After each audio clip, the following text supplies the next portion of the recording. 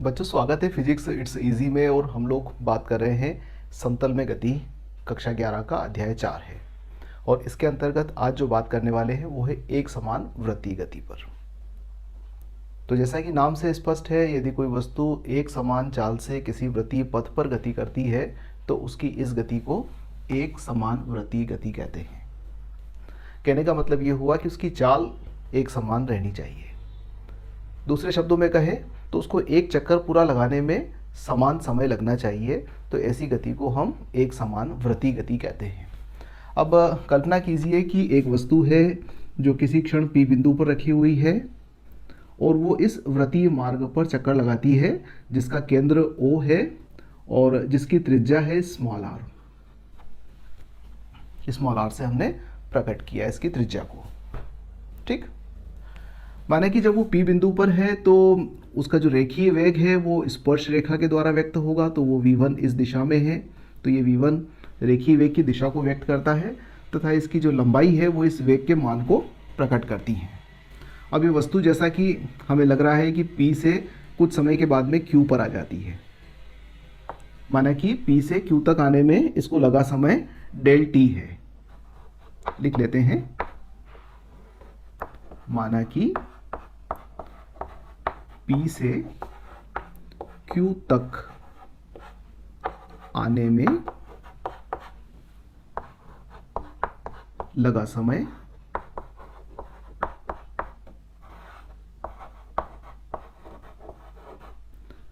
Delta t है। सामान्यतः हम इस डेल्टा का उपयोग करते हैं सूक्ष्म अंतराल के लिए। अब जैसे समय की बात कर रहे हैं तो सूक्ष्म समय अंतराल हुआ ये, तो एक बहुत छोटे समय में वो P से Q तक आ जाती है। ठीक है, तो यहाँ पर देखिएगा कि जब Q पर आएगी तो उसका वेग इस दिशा में होगा, स्पर्श रेखा बनाएंगे तो इस दिशा में होगा। अब चूंकि वेग जो है वो है सदिश राशि और जब दिशा बदलती है तो वेग का मान बदलता है। ध्यान देंगे, हमने कहा है कि एक समान वृत्तीय गति। अब चाल समान है पर चूंकि दिशा बदल रही है इसलिए वेग का मान बदल गया। दिशा के बदलने से भी सदिश राशियां बदल जाती हैं, चाहे उनके परिमाण नहीं बदलें। तो आप देखिए कि जो परिमाण यहाँ है वही परिमाण यहाँ पर भी है, मतलब दोनों तीर की लंबाई तो एक जैसी है परंतु इनकी दिशा बदल गई, इसलिए हमने कहा कि इसका वेग v1 इस दिशा में है। ये v1 इस दिशा में है तो v2 इस दिशा में है, यानी कि वेग का मान इतना परिवर्तित हो गया। हमने क्या किया है कि ये जो वेग है v1 इसको इस तीर के द्वारा प्रकट किया है। ये वेग v1 है और ये वेग v2 है, तो इसको v2 को यहाँ प्रकट कर दिया है। देखिए समान है, दिशाएं बिल्कुल v2 की दिशा और ये दिशा एक जैसी है, ये दिशा और ये दिशा एक जैसी है। तो वेग में कितना परिवर्तन हुआ वो माना कि डेल v से परिवर्तन हुआ, तो डेल v की दिशा ये होगी, है ना। तो वेग में परिवर्तन हुआ है डेल v। ठीक, अब इसका विस्थापन कितना है, फिर यदि अपन देखें कि इसको अगर अपन r1 से प्रकट कर दें, लिख लेते हैं माना कि वृत्तीय मार्ग की त्रिज्या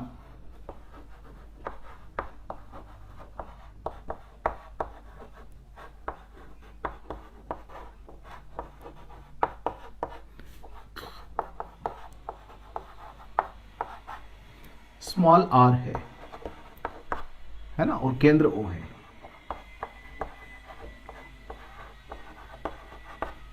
ये केंद्र है और ये स्मॉल r है। अब ये जो r1 हमने लिखा है इस P का एक प्रकार से हम ये कह सकते हैं कि ये स्थिति सदिश है। तो मोड ऑफ r1 r के बराबर है, इसमें कोई दिक्कत नहीं है क्योंकि त्रिज्या r है। और q का स्थिति सदिश क्या हो जाएगा, r2 हो जाएगा। ये r2 स्थिति सदिश हो गया, तो डेल r2 भी किसके बराबर होगा, ये भी r के बराबर होगा। सॉरी, डेल लगाने की जरूरत नहीं है, r2 ये भी r के बराबर होगा। अब चूंकि एक समान गति है, एक समान गति यानी कि v1 और v2 के मान संख्यात्मक ये भी समान ही होंगे, यानी कि मोड ऑफ v1 बराबर, सीधा लिख देते हैं मोड ऑफ v2, यानी कि इनके संख्यात्मक मान ये किसके बराबर हैं, v के बराबर हैं। देखिए दोनों तीर जो है वो समान लंबाई के हैं, तो ये v के बराबर है, दिशाएं बदल रही है। अब r1 की दिशा ये है, r2 की दिशा ये है, तो यहाँ पर जो विस्थापन हुआ है वो इस दिशा में हुआ है, ये विस्थापन को व्यक्त करेगा। इसको मैं डेल r लिख देता हूँ यहाँ पर, ये डेल आर है ना। तो डेल आर किसको व्यक्त कर रहा है, डेल आर पी से क्यू का विस्थापन है।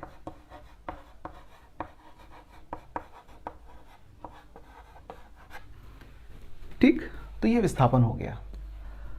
अब यदि अपन यहां बात करें कि यदि डेल टी का मान बहुत छोटा हो, यदि डेल टी बहुत सूक्ष्म हो, तो हम पी क्यू, ये जो आर्क है, ये वाला जो पथ वो गमन कर रहा है वो, और डेल आर का संख्यात्मक मान एक जैसा मान सकते हैं। यानी कि ये जो वक्र आपको नजर आ रहा है पी से क्यू का, ये पथ और ये दोनों समान मान सकते हैं। कब? जब डेल टी बहुत छोटा हो, उस स्थिति में डेल आर भी बहुत छोटा होगा, और डेल आर छोटा होगा तो फिर ये इन दोनों में बहुत नज़दीकी होगी, तो इसलिए हम इसको यह मान सकते हैं। अब यहाँ एक नई परिभाषा आती है, वो है कोणीय विस्थापन। जैसे अपन विस्थापन की बात करते हैं ना, कि जब एक वस्तु एक स्थान से दूसरे स्थान पर जाती है तो उसमें विस्थापन होता है, तो रेखीय गति जब होती है तो उस स्थिति में विस्थापन होता है। अब यहाँ पर चूंकि कोणीय गति हो रही है, आप देखिएगा कि एक पूरा चक्कर के बाद में वापस वो वहीं आ गया, तो इस प्रकार की गति जो है, प्रति मार्ग पर होने वाली गति के अंदर हम कोणीय विस्थापन का उपयोग करते हैं। ये एक नई परिभाषा है, कोणीय विस्थापन। मतलब जब कण हमारा P से Q तक आएगा तो उस स्थिति के अंदर कोण में कितना परिवर्तन हुआ, तो कोण में परिवर्तन यदि थीटा से हुआ है तो हम उसको कोणीय विस्थापन कहेंगे, या इसको भी आप चाहो तो डेल थीटा लिख दो, क्योंकि सूक्ष्म समय अंतराल की ही बात होती है, तो हम इस कोण को डेल्टा थीटा से प्रकट कर रहे हैं। ये छोटा सा जो कोण नजर आ रहा है वो डेल्टा थीटा है। अब एक काम करते हैं कि ये जो डेल्टा थीटा है, ये बराबर क्या होता है? कोण बराबर चाप बटे त्रिज्या। चाप यानी कि पी क्यू और त्रिज्या यानी कि स्मॉल आर। हमने चाहे इसकी बात करें चाहे इसकी बात करें, किसके मान के बराबर है? वो स्मॉल आर के बराबर है। तो कोण बराबर चाप बटे त्रिज्या ऐसा लिख सकते हैं। अब कोण को हम लिख सकते हैं डेल आर विस्थापन से, क्योंकि तुल्य है दोनों, तो हमने यहाँ इसको लिख दिया डेल्टा आर बटे आर। मैं चूंकि चिन्ह ऊपर वेक्टर का नहीं लगा रहा हूँ इसलिए मोड भी नहीं लगा रहा हूँ, है ना। तो ध्यान दीजिएगा, ये इसका संख्यात्मक मान है, उसको निरूपित करता है। इसको यहीं छोड़ते हैं, एक नई परिभाषा फिर गढ़ लेते हैं, उसको बोलते हैं कोणीय वेग। कोणीय वेग या कोणीय चाल भी कह सकते हैं इसको हम। इसको प्रकट करते हैं सामान्यतः ओमेगा से। तो ओमेगा कोणीय वेग या कोणीय चाल है, और इसको परिभाषित करते हैं कि एकांक समय अंतराल में जितना कोण परिवर्तित होता है उसे कोणीय चाल या कोणीय वेग कहते हैं। माने कि डेल टी समय में परिवर्तित होने वाला कोण डेल थीटा है, तो डेल थीटा बटे डेल टी ये कोणीय वेग या कोणीय चाल कहलाएगा। अब एक काम करते हैं कि हमारी समीकरण नंबर 1 हुई, तो समीकरण 1 को डेल टी से भाग दे देते हैं दोनों ओर।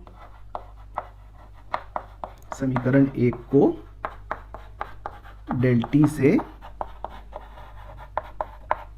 भाग देने पर दे दिया, तो डेल थीटा बटे डेल टी बराबर हो जाएगा डेल आर बटे डेल टी गुणित 1 बटा आर। डेल थीटा बटे डेल टी क्या है? ओमेगा। तो ये हो गया हमारा ओमेगा। और del R upon del T क्या है? डेल आर विस्थापन है और डेल टी समय है, तो विस्थापन बटे समय क्या होता है? विस्थापन बटे समय को हम लिखते हैं रेखीय वेग, यानी कि v और बटे r।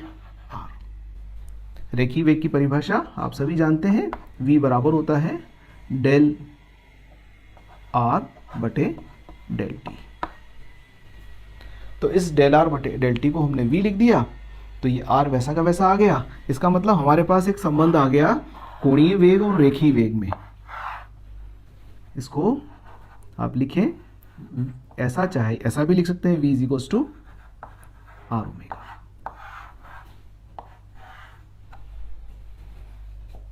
ठीक, तो ये हमने वृत्तीय गति करती हुई, एक समान वृत्तीय गति करती हुई किसी वस्तु के रेखीय वेग, जो कि किसी बिंदु पर तात्क्षणिक वेग कहलाएगा, क्षण विशेष पर, चूंकि प्रत्येक क्षण इसकी स्थिति बदल रही है तो वेग की दिशा बदल रही है, इसलिए तात्क्षणिक वेग का संख्यात्मक मान v है। तो v और ओमेगा कोणीय वेग, इन दोनों के अंदर क्या संबंध है ये हमने निकाल लिया। अब आप देखिएगा कि यहाँ पर वेग की दिशा v1 इधर है, यहाँ पर वेग की दिशा v2 बदल गई। p से q तक आने में हमने इसको ही यहाँ पर निरूपित किया है। तो जब इन दोनों के बीच कोण डेल थीटा है तो ये वाला कोण भी कितना हो जाएगा, डेल्टा थीटा हो जाएगा। तो ये कोण भी क्या हो गया, डेल्टा थीटा हो गया, है ना। तो आइए अपन थोड़ा सा और एक्सरसाइज कर लेते हैं कि वेग में चूंकि परिवर्तन हो रहा है, ध्यान दीजिएगा, वेग में परिवर्तन हो रहा है और वेग में परिवर्तन की दर को त्वरण कहते हैं। तो इसका मतलब ये है कि एक समान वृत्तीय गति में त्वरण विद्यमान है, ठीक है। चूंकि वेग में परिवर्तन हुआ तो वेग में परिवर्तन है तो त्वरण होगा। उस त्वरण की गणना करते हैं कि वो कितना त्वरण होगा, ठीक। तो हम इस चित्र को देखते हैं। तो यदि इस चित्र में यदि देखें तो आप डेल थीटा बराबर ऐसा लिख सकते हैं, डेल वी बटे वी, या चाहो तो इसको एक बार मोड ऑफ व्यू में लिख दो, दोनों ओर मोड लगा दो। ऐसा क्यों लिखा हमने, क्योंकि ये चूंकि सूक्ष्म है तो इसको हम आर्क मान सकते हैं, है ना, चाप मान सकते हैं। तो ये चाप बटे त्रिज्या, v1 ले या v2 ले एक ही बात है, हम इसको अब v लिखने वाले हैं। तो इसको हमने चाप मान लिया है थोड़ी देर के लिए, जैसा पहले भी हमने माना था। तो अब हम इसको चाप मान रहे हैं। तो डेल v, इसको मैं लिख देता हूँ डेल्टा v बटे v1, या v1 को v लिख दिया हमने। अब एक काम करते हैं, इस डेल थीटा को डेल टी से भाग दे देते हैं 1/v, और इसको भी डेल टी से भाग दे देते हैं। तो ऐसा करने से क्या हुआ, ये है कोणीय विस्थापन बटा समय, यानी कि कोणीय वेग जो भी अपन ने निकाला था, ओमेगा से प्रकट किया है इसको। तो इसके लिए हम नोटेशन उपयोग में ले लेते हैं, ओमेगा बराबर 1/v, और del V upon del T क्या है, del V upon del T A है। तो इसको हम त्वरण लिख देते हैं, ये त्वरण होगा, है ना। अब यहां देखिए हमने कह दिया कि एक समान वृत्तीय गति हो रही है, यानी कि वस्तु एक समान चाल से चल रही है, यानी कि चाल में तो कोई परिवर्तन नहीं हुआ, केवल दिशा में परिवर्तन हुआ। दिशा में परिवर्तन के कारण से त्वरण उत्पन्न हो गया। और दूसरा यह है कि जो दिशा में परिवर्तन हो रहा है, आप इस तीर को देखिएगा ध्यान से, इसकी दिशा यदि अपन यहाँ देखें, क्योंकि अपन ने इन दोनों को यहाँ बनाया है, तो यदि इसकी दिशा देखें तो इसकी दिशा क्या है, केंद्र की ओर है ना। इसका मुख किधर है, केंद्र की ओर है। यानी कि ये जो त्वरण है, ये कैसा त्वरण है, इसको अपन बोलते हैं रेडियल त्वरण, त्रिज्यीय त्वरण। इसकी दिशा किधर है, त्रिज्या की ओर है, ठीक है। तो ये आर लिखने का रीजन क्या है हमारा, कि ये रेडियल है, त्रिज्यीय है, इस कारण से आर लिख दिया हमने। तो यहां पर जो त्वरण उत्पन्न होगा ये वेग में परिवर्तन की दिशा होगी, इस दिशा में ही त्वरण उत्पन्न होगा। तो त्वरण की दिशा जो होगी वो केंद्र की ओर होगी। तो इसका मतलब क्या हुआ, ए आर बराबर v गुणित ओमेगा, या फिर आप इसको ऐसा भी लिख सकते हो, v is equal to R omega भी लिखा था हमने, तो r गुणित ओमेगा वर्ग, या फिर इसको ऐसा भी लिख सकते हो, ओमेगा को v अपॉन आर लिख दें तो v स्क्वायर बटे आर। ये तीनों एक ही रूप है ना। और चूंकि त्वरण जो है वो केंद्र की ओर है, इसलिए इस त्वरण को बोलते हैं अभिकेंद्रीय त्वरण।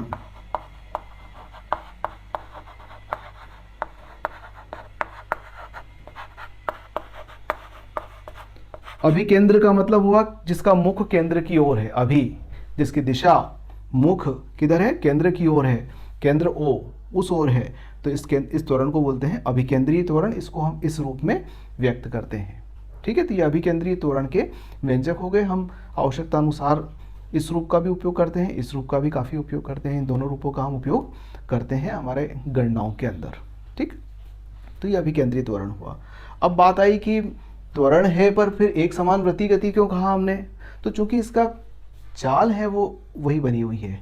माना कि मैं यह लिख देता हूं, माना कि परिक्रमण काल,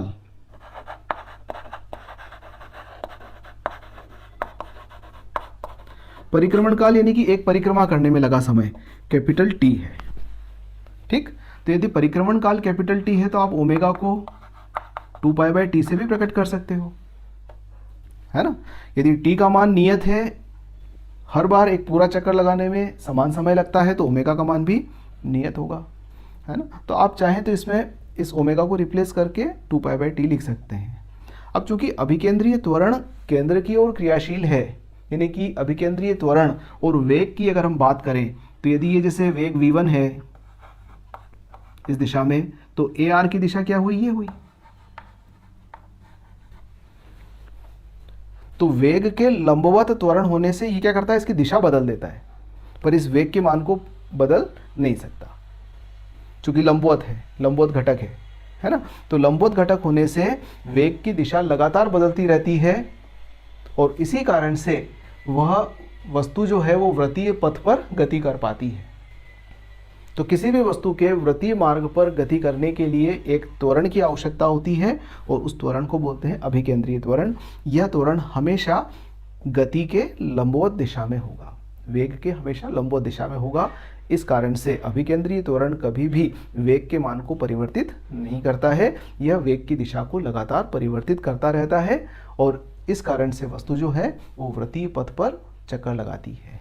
तो ये हमारा एक समान वृत्तीय गति के लिए कुछ परिभाषाएं और उससे संबंधित महत्वपूर्ण व्यंजक, जिसके अंदर v = r ω हमने निकाला था। ये संबंध रेखीय चाल और कोणीय चाल के मध्य, और दूसरा अभिकेंद्रीय त्वरण के लिए हमने व्यंजक निकाल लिया है। धन्यवाद।